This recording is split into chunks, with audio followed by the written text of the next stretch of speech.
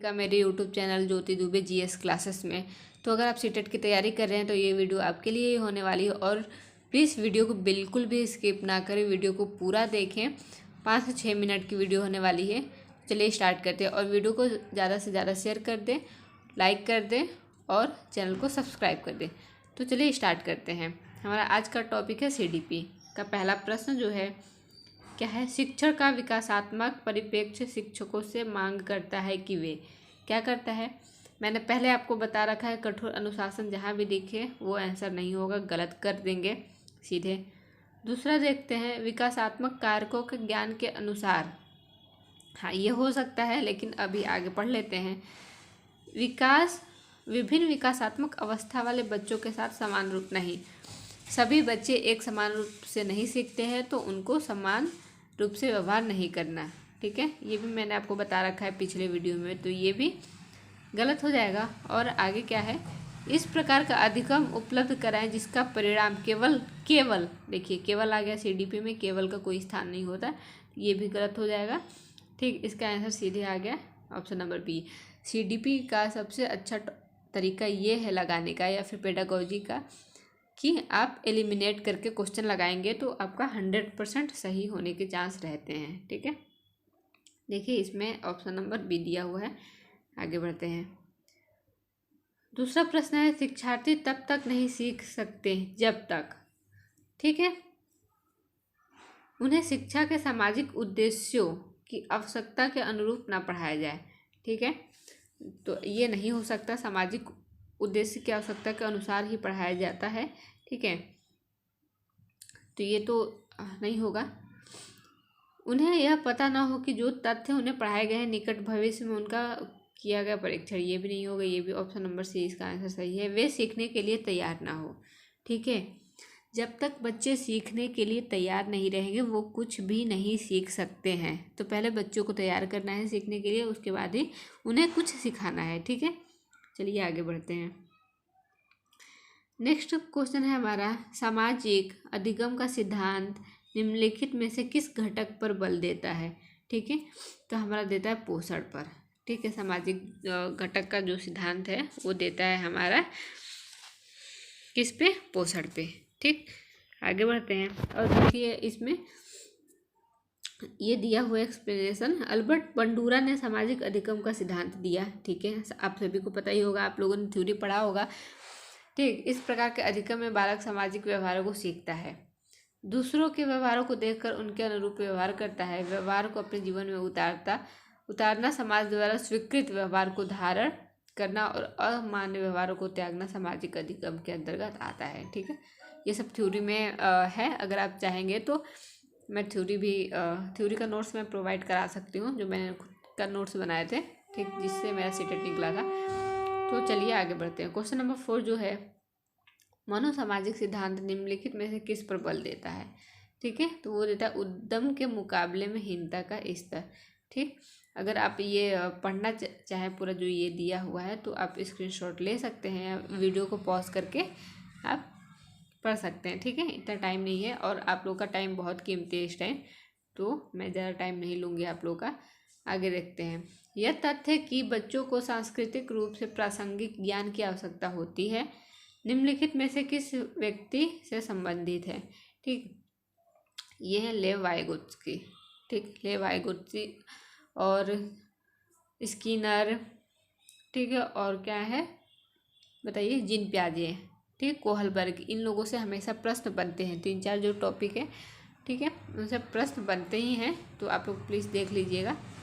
ठीक, चलिए आगे बढ़ते हैं। क्वेश्चन नंबर 6 क्या है, आप एक शिक्षिका या शिक्षक के रूप में रैंगिंग, ठीक, और धमकाने के सख्त विरोधी हैं। ठीक, तथा इस संदर्भ में वे विद्यालय में पोस्टर लगवाते हैं तथा सीमित समिति बनवाते हैं। आपसे जुड़ने वाले किशोर जो इस विचार के दृढ़ विश्वासी हैं निम्नलिखित में से किस स्तर पर होंगे। ठीक है,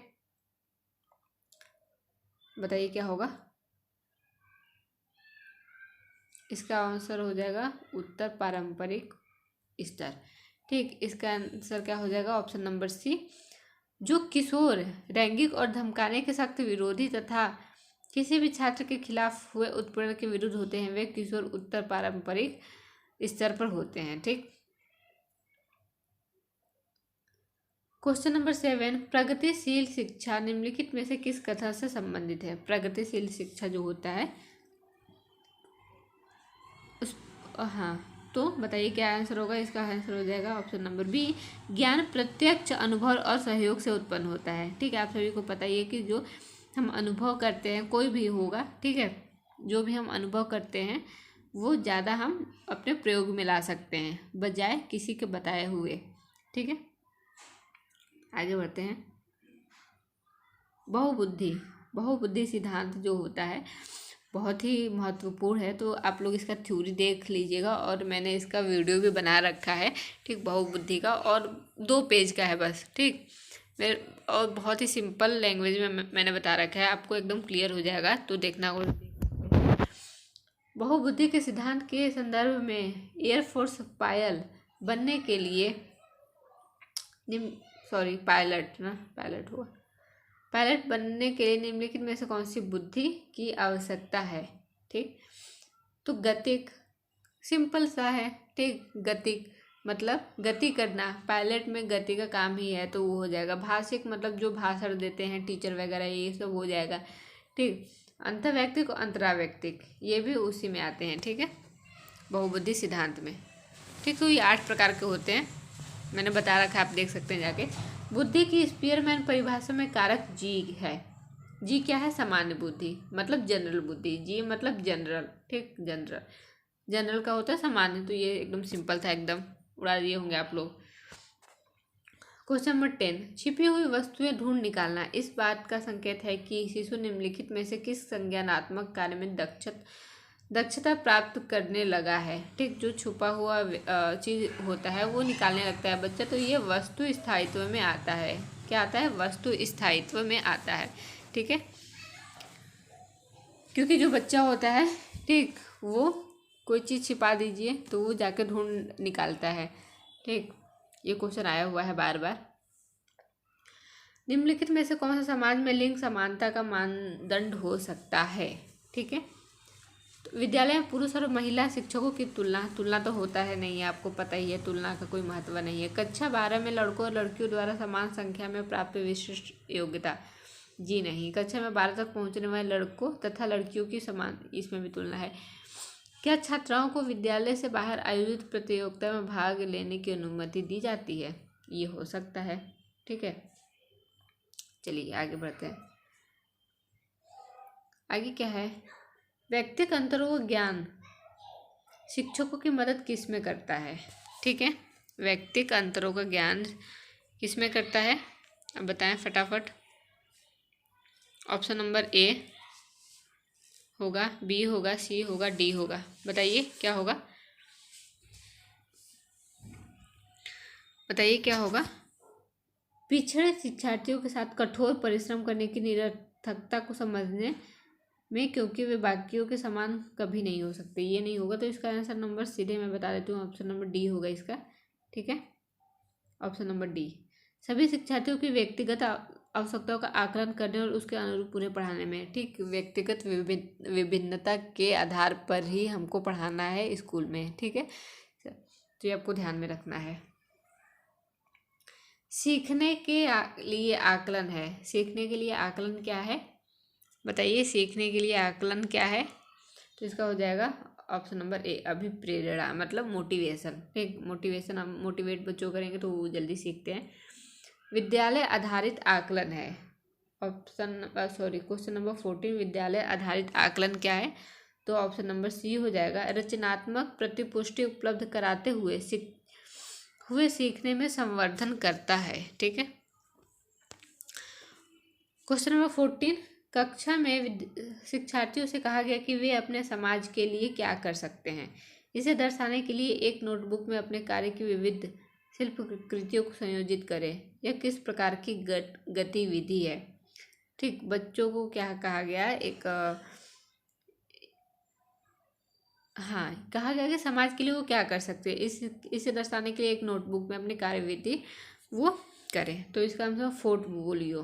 ठीक, पोर्टफोलियो से एक क्वेश्चन आता है, मेरे टाइम भी आया हुआ था, पोर्टफोलियो आपको अच्छे से पढ़ के जाना है, ठीक है। क्वेश्चन नंबर 16, शिक्षार्थियों को सबसे कम प्रतिबंधित विद्यालय वातावरण में रखने के माध्यम से विद्यालय क्या होगा? विद्यालय क्या करता है?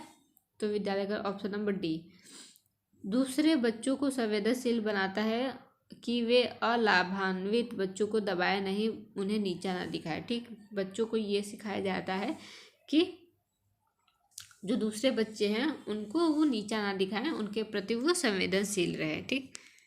चलिए आगे बढ़ते हैं।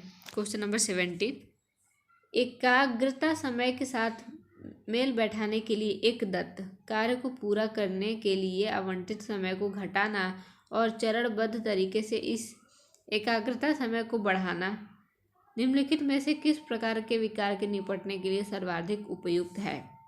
तो ये हो जाएगा ऑप्शन नंबर डी, एकाग्रता ह्रास अति क्रियाशील विकार, ठीक है। क्वेश्चन नंबर 18 देखते हैं क्या है।